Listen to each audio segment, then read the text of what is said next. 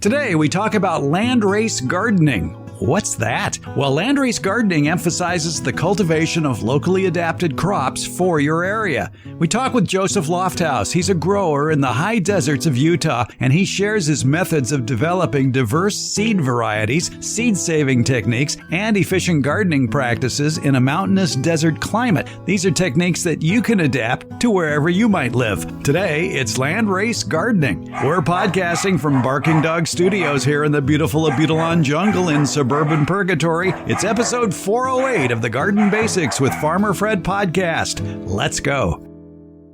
You've heard me say over the decades that all gardening is local. In other words, your yard or acreage has certain microclimates that lend itself to success or possible failure of the crops that you choose to plant. To give you a local example from the area where I am in USDA Zone 9 here in California Central Valley, your neighbor may be able to grow let's say a productive avocado tree. But you, no matter how many times you try, you may be able to possibly grow the tree, but there's no fruit. You need to surf with Mother Nature for plant success. Grow those plants that are productive in certain areas of your own yard or acreage. And today's guest is a proponent of a traditional method of growing food in which the seeds to be planted next year result from the survival and success of the fittest in a particular garden in previous years. My guest is a big proponent of this method called Landrace Gardening or farming. He's a Utah farmer and writer and yoga instructor, Joseph Lofthouse, who believes, like I do, that life is too short to put up with a problem plant. Joseph, thank you for talking with us from Northeast Utah. Describe the area that you're farming in. Thank you for that nice introduction. I farm at 5,000 feet elevation. I have mountains right next to my garden that are 9,000 feet elevation. And so it's a really cold, short growing season. And one of the problems I have with my growing is that if I buy heirlooms, they are from far away and long ago, and they don't thrive for me. And if I buy the hybrids, they've been selected to use chemicals and fertilizers that I'm not willing to pay for. And so I ended up having to develop my own varieties. And we're going to talk about that, about how you do that. And I think it's very intriguing, and it's something that anybody can do. Yes, like you said previously, if you save your seeds from what thrived last year, they're likely to thrive next year as well. What is your definition of landrace gardening? To me, a landrace is a variety that is genetically diverse, locally adapted, and promiscuously pollinating. And then it becomes part of the local community of humans, microbes, insects. So what I like about the way you plant is you might scatter seeds of, let's say, melon plants throughout your property, different varieties of melons, and you just watch the plants. How do they grow? Do they thrive, or do they just sort of sit there and not do much of anything? And then you basically label those plants as they grow as something to grow out and save the seeds from. Right. And it's even simpler than that, because what I have found is that the ecosystem does 80% of the selection, and I just have to stay out of the way. That's the encouraging part of all this, is that you truly are just trying out all sorts of different varieties, and you plant those seeds and see what grows. You save the seeds, and then you plant those seeds again to see what happens, but you don't really know who they've crossed with. Exactly. And if I'm really trying to control my garden and who's the daddy, what I end up getting is inbred plants. And whenever I'm growing inbred plants, they tend to grow less vigorously than the plants that are the mongrels. I like what you said about buying seeds from Oregon, that the climate in Oregon where they develop these plants don't resemble your climate at all. Right. And another thing that happens when you buy seeds from the big seed companies is you don't know where those seeds are coming from. They could be coming from Vietnam or the Netherlands or Oregon. And it's just pot shot as to whether they might do well for me or not. Yes, there was the great jalapeno mix-up of a few years ago where seeds grown in China were shipped to the United States mismarked, and people who were thought they were buying some sweet pepper seeds turned out they were hot pepper seeds. Oh no. So that's not a nice surprise for a lot of people. Yeah. Well, about 25 years ago, that same thing happened with the delicata squash. They accidentally included some wild squash in with the delicata, and they ended up bitter, like 10% of them or something. And that totally destroyed the reputation of delicata squash for like decades. You have a perfect example of one of your developments in the world of squash. If you visit Joseph's website, which is lofthouse.com, he has pictures there of a cross between a Hubbard squash and a banana squash, and it looks totally different. And according to what you said, it tastes great, and it's one of those that you say are promiscuously pollinated. Yes, and well, the thing about hybrids is that when things cross, their traits tend to be halfway in between the traits of the parents. And so if you start with great parents, then you get great offspring. And we have spent 10,000 years as humans domesticating all of these varieties. And so when they cross, we're not seeing spines and poisons and monsters. We're just seeing great parents cross with great parents. You get great offspring. Yeah, if indeed the promiscuously propagated plant does have good parents and not from some stranger down the street. Right. And in squash, there is that one species of squash that has a wild relative that sometimes can cross into like the zucchini and the delicata. But for the most part, we don't have to worry about that kind of thing. So let's say you do come across a variety you like this cross between the Hubbard and the banana squash that is really enjoyable. How many years do you have to grow it before it settles down and becomes true to seed? Well, see, in my garden, I don't value that things come back true to seed. What I select for is flavor, and I select for productivity. And if I have a variety that's flavorful and productive, I don't care very much about what the shape of the fruit is or what the color of the fruit is. But I do, for example, stabilize to have, say, a 10-pound squash because that fits really good in my baking dishes that I have at home. And I like to stabilize for a soft skin so that I can cut it with my knife. But as far as the exact shape or exact color of the skin, I don't really care. But if I did care, in 3 or 4 years, I could stabilize that fairly decently. And what is your process for stabilization? Just replant the seeds from the parent that you like. And not the offspring. Well, well, replant the seeds, the offspring of the parent that you like. But again, you're planting all sorts of other seeds around it too, aren't you? Yeah, but like in my butternut squash, for example, I like butternut squash to have a big long neck. And so I will plant 80% of the seed that I plant each year will be those long neck squash. And then the population tends to stay at the long neck squash. And then I include a few round ones and a few football shaped ones just so I keep my genetic diversity high. But in general, I'm always replanting seeds mostly from those long necked. What I found intriguing is that sometimes you'll put some hybrid seeds in that mix to plant.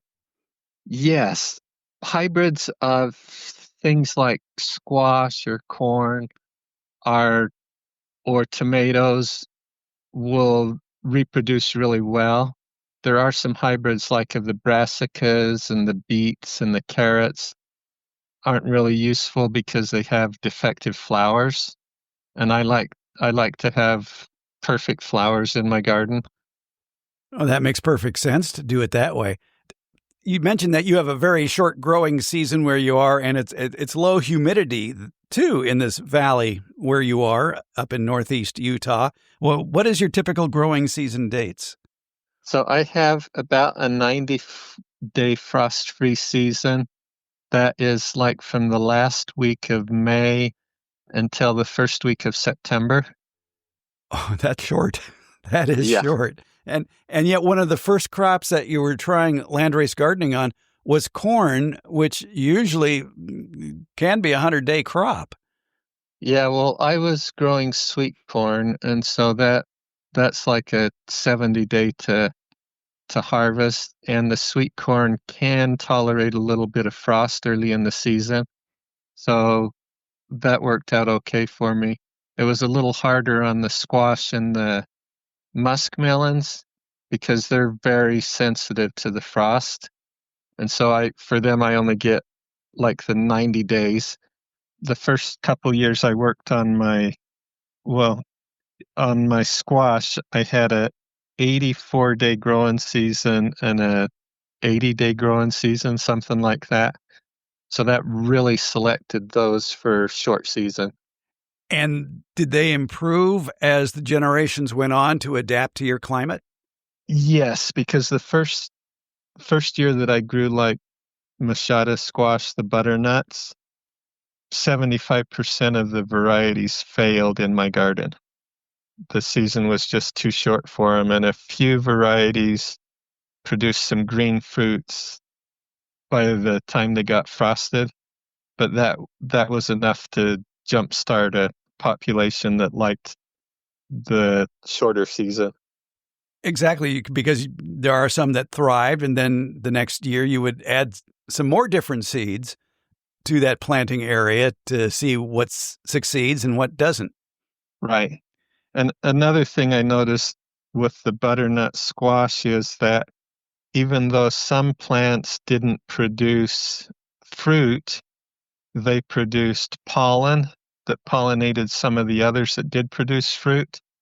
And so in the long term, they contributed their genes to the population. Let's talk about watering and fertilization. I would think that in the remote area where you live, both are commodities that you would rather not use very much of. And I would think that, especially you talk about at your website at lofthouse.com about fertilizing land races and the work you did with popcorn. And I'm a big proponent of growing popcorn. I've grown that for decades. And I have a favorite heirloom variety called Pennsylvania 1886 Pennsylvania buttercorn. And it has taste. It has actual taste. It doesn't taste like styrofoam like you might find in Jolly Time or Orville Redenbacher. And Right. you found out the same thing, that by crossing all these different popcorn varieties, you can come up with something that is very tasty and can thrive in a short season climate. Yes. One of the mistakes I made with popcorn early on is I crossed it with a flower corn, which doesn't pop good. Mm-hmm. And then when I was trying to reselect for popcorn, it was difficult because the traits that will pop are very narrow. And so I recommend that you don't make those you don't introduce traits early on that you have to take away later. But yeah, I really loved having popcorn that's flavorful and delightful. Corn needs a lot of water. It also needs a lot of nitrogen. What's your method for that? So I live in the desert. We have no rain at all, usually from during my frost-free growing season. And so I water once a week, just as regular as clockwork. And I do not fertilize my fields at all. And because it's a lot easier for me to choose the genetics of the plants I'm growing than it is to modify my soil. So selecting for plants that don't require high fertilizer. I would think that corn, which is a heavy nitrogen user, would have to be rotated in various areas of your land where there may be more nitrogen that you couldn't plant in the same spot over and over again without adding fertilizer. Well, people say that corn depletes the soil of nutrients, but I think it's just the opposite because corn makes tremendous biomass. And if I put that biomass right back into the soil where it came from, then it seems to me like the corn is actually acting as a fertilizer for the garden. All right. So that's your fertilizer, basically. You're Yeah, well, returning the plant. I grow a lot of weeds, and the weeds are next year's soil fertility. The corn stalks, I don't let anybody take the corn stalks out of my garden to feed their animals or for decorations because they're next year's soil fertility. And I don't rotate my crops because as a plant breeder, I want the most disease and the most pests that I can possibly have because those teach my plants how to be strong. Wow, tough love. Yeah. When do you till in the plant parts into the soil or just lay it on top? I till usually in the spring and in the fall. And that doesn't tie up nitrogen in the soil for the new crop that's going in. I mean, if you do that in the fall, that'd be fine. Yeah, we'll see. Over winter, I have like 6 months of snow or 5 months of snow, and so during the winter, the garden is just frozen. And you're building up the moisture in the soil as well to field capacity. Yes. All right, so there's your water. Well, that doesn't stick around past like second week of May. That spring water is all gone. You mentioned beans, and I know that beans do pull nitrogen from the air. Talk a little bit about the beans that you grow. So I grow like a genetically diverse crop of dry beans, and I grow like runner beans and fava beans and tepary beans. And there might be 300, 400 varieties of beans in my mix, and I don't separate them out. I just plant them all together. I harvest them together.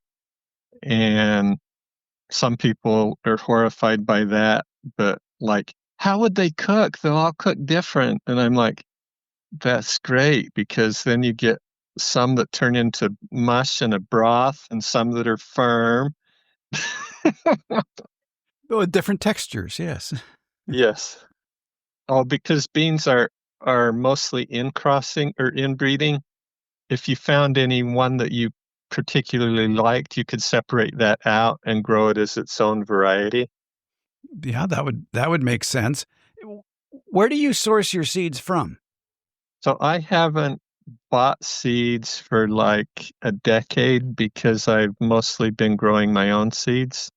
And as a farmer, that saved me thousands of dollars a year by growing my own seeds instead of buying them from the seed companies. And I go to seed swaps and share with people on the internet. And so that's how I generally get new seeds. And from your neighbors, too. Yeah, I have neighbors that grow like muskmelons and watermelons and squash that I really value their inputs. How do you save your seeds? So there's two different ways of saving seeds. The first way for the wet crops, like a tomato, I'll squeeze the seeds out into a jar and let them ferment for 3, 4, 5 days, and then wash the seeds and they're done. And things like that we eat as fruits, like cucumbers and squash and melons, that works good for them. And then there's the dry seeds, things like wheat or carrots, that the seeds are dry when we harvest them. And I'll throw those on a tarp, jump up and down on them, and then winnow them by dumping them from one container to another when there's a slight wind outside. and that will separate the seeds from the chaff. And then I store them in like glass jars, because the glass jars, the bugs and the mice can't get into them. And if they're a seed that is prone to having bugs in it, like insects that will eat the seeds, after the seeds are super dry, I'll throw them in the freezer for 2 or 3 days so that it will kill the larvae from the insects. As the horticulturist would say, you're practicing stratification and scarification. Big vocabulary word. Yes. But basically, it's just preparing the seeds for storage. Yeah. I like the idea of the glass jars. How do you label them? So I generally put a piece of paper inside the glass jar. And another thing I do is when I used to work as a chemist, and so I had this idea in my mind that you had to keep meticulous records. And so I would have hundreds or thousands of seed packets for one crop, one seed packet for each parent. And one day I said, this is silly because I'm spending more time record keeping than I am gardening. And so after that, I started putting every seed from the same species in the same jar. And so I went from thousands of seed packets to just 100 jars. And do you put on that piece of paper, do you put their traits like very tasty or is a fine short season seed? Yes, I do. I typically put like something that describes the plant or the variety. I put the year that the seed was harvested, and I might put 2 or 3 or 4 years worth of seeds in that same jar. One thing that does is if there's a particularly wet year or a dry year that really messes with how the plant grows, there'll still be seeds in the jar that were from an average year. And so that prevents one year from totally skewing the traits of the population. You mentioned in one of your pages online that heirlooms typically grow poorly in your garden. And if you grow tomatoes, you know that's the truth, because if you start planting here in California, start planting brandywines, you might get one tomato because that was bred for Pennsylvania. Right. And how do you get around the fact that, well, if most heirlooms grow poorly, how do I increase the vigor of the plant that you want?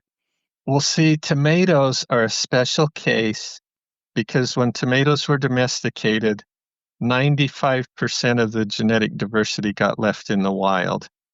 And they didn't take their pollinators with them when they traveled from the Andes Mountains to Mexico to Europe, and from Europe to the rest of the world.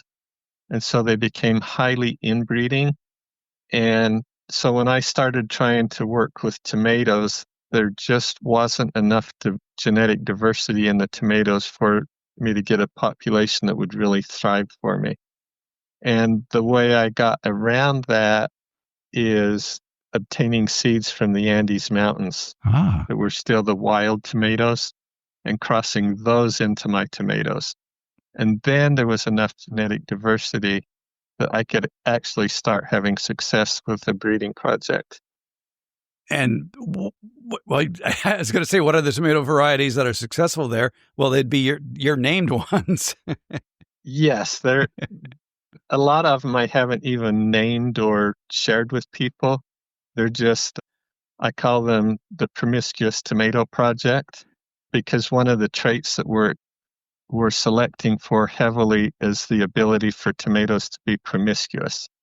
Because when they're promiscuous, they're basically making new hybrids every generation, and they're rearranging their genetics so that they can more easily cope with my garden. So do you then plant them closer together? Because even you state that tomatoes might have only a natural cross-pollination rate of 5%. Yeah, well, I'm selecting for tomatoes that have a cross-pollination rate of 100%. So those are big open flowers, I guess. Yes, they're big open flowers, and they have a genetic trait so that they won't set fruit if the pollen that arrives is from itself or from a close relative. And that way you get around the inbreeding. Uh-huh. So you're a big proponent of saving seeds, and it's a common thread in horticultural circles, the phrase, home gardener shouldn't save seed because they may not breed true. And you're saying this is a great reason to save seeds. That's the best reason. I don't know how we got into the idea that inbreeding is the way we should be growing our gardens, because inbreeding results in weak plants, and yes, it results in consistency, but consistently weak plants doesn't really strike me as a way I want to grow. You even state, I want to grow a genetically diverse family so that the offspring can become localized to my garden. Exactly. And not only my garden, but like my habits and my community's preferences. I will ask my customers at the farmer's market to return seeds from me from any plant that really tastes lovely for them. And when I do that, I'm kind of opening up some ambiguity, because what if they don't return my own seeds? Yeah, or the wrong seeds. Yes. Yeah, so you just end up trusting the community. And if they send seeds back that aren't really what I want, it's no big deal, because I've only planted 5% of their seeds, and 95% of my crop is still what I know and love. And so it works out great. There's a lot of joy in saving our own seeds and developing a relationship with seeds, and knowing that who the ancestors, the grandparents, the great grandparents were of the seeds that you're growing. And there's a lot of joy in doing seed saving as a community, and instead of just buying whatever the corporation happens to offer. A few years ago, Utah banned the sale of garden seeds because they were non-essential during the COVID lockdowns. And that seems really dangerous to me, to rely on a seed system that could be shut down at any moment. And so if we're saving our own seeds with our community, we're really providing a more reliable and sustainable seed system. And the other thing about saving our own seeds is they just plain old grow better than what you can purchase. And so those two things together contribute to more sustainable, reliable seed sources. That's a great philosophy. You even state on your website that I think that the better emergency food strategy is to be growing a garden as part of a day-to-day lifestyle and saving seeds so that they can become locally adapted. Then if the grocery store food becomes scarce, we already have the knowledge, tools, soil fertility, gene pools, and manual skills to expand on existing gardens. And really, for a lot of people, that's the way to go. If I was back in my 20s, I'd probably be doing the same. Right. Well, in my community, about 150 years ago, there were some ditch diggers that were digging a canal system like 10 miles long, digging it by hand with horses. And every once in a while, well, their strategy as they were having their lunch was, if they had an apple core, they would bury the apple core. And 150 years later, apple trees are growing along the whole length of that canal. They're a food source for my community that's been there. It continues to be there. Nobody maintains it. And it's just because somebody planted something into the wilderness that's still growing and producing food. Are these crab apples? No, they're decent, reliable apples. Oh, okay. Yeah, They're not red delicious or anything like that, but they're, the traditional apple of 150 years ago, with crisp and a little bit of tartness, about the size of a tennis ball, not a I don't know. Anyway, they're decent size. They're, respectable apples. There are some varieties that are like that. So what you're doing is true for fruits as well as vegetables. Yes, exactly. And fruit trees might take 5 or 10 or 15 years between generations, but families and communities can still do that kind of local fruit tree, local nut tree breeding. To adapt them to, in your case, a shorter season. Yes, so I'm currently growing walnuts, which is a breeding project that my father-in-law started, like 300 feet lower in elevation. And so over the years, we've been able to move it up the mountain to my valley at higher elevation. And I'm harvesting seeds now from the 4th generation and planting those 400 feet even higher up in the mountains, so that gradually over the years we're adapting that walnut to our local our local ecosystem. When do you harvest the walnuts? October. Okay, so your weather is still good enough that any frost or freeze would not affect that. Right. You can visit his website at lofthouse.com, Lofthouse, lofthouse.com. He's Joseph Lofthouse. He's a gardener, he's a farmer, he's a writer, he's a yoga instructor who, like I said, believes that life is too short to put up with a problem plant. Make those plants grow in your climate, and you can do it. Joseph Lofthouse, thank you for spending a few minutes with us. Thank you, Fred. It's been a pleasure.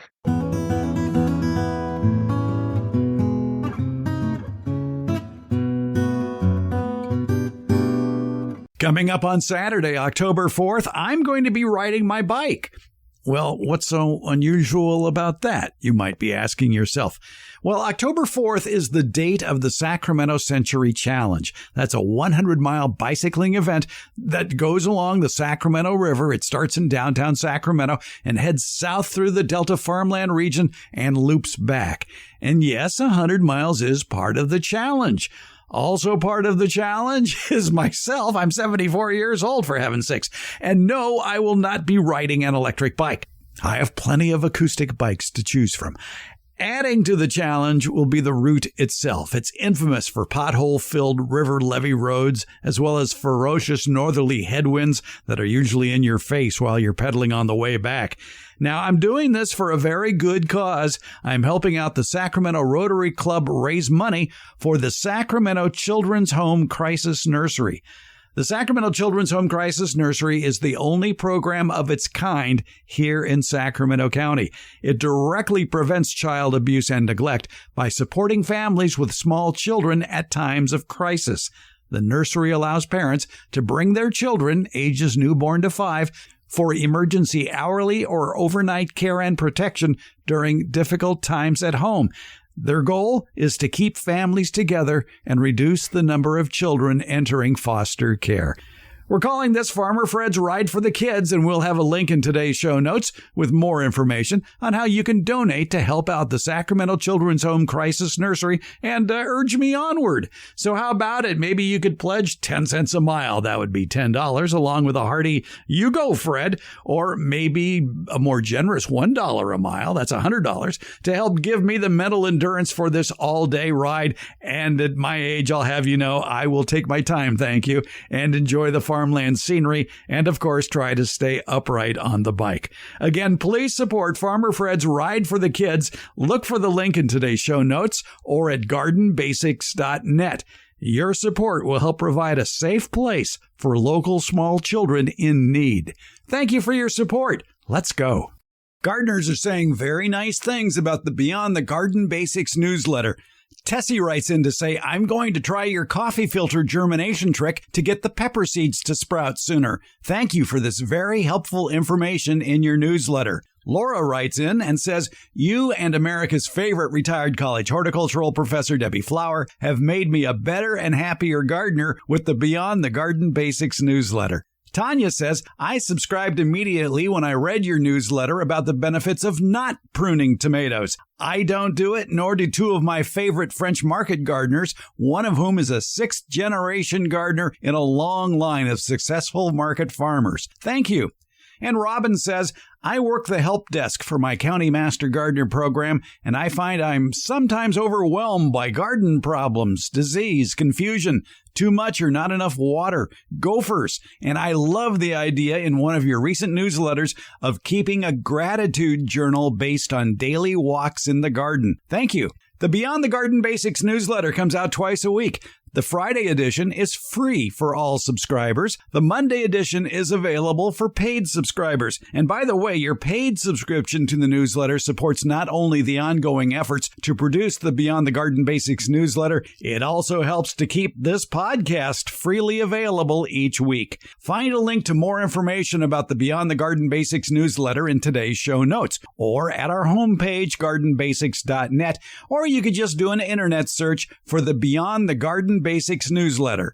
And thank you for your support and encouragement to keep the good gardening conversation going.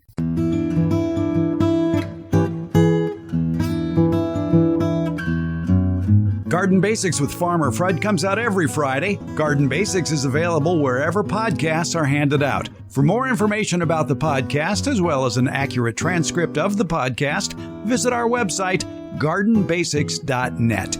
And thank you so much for listening and your support.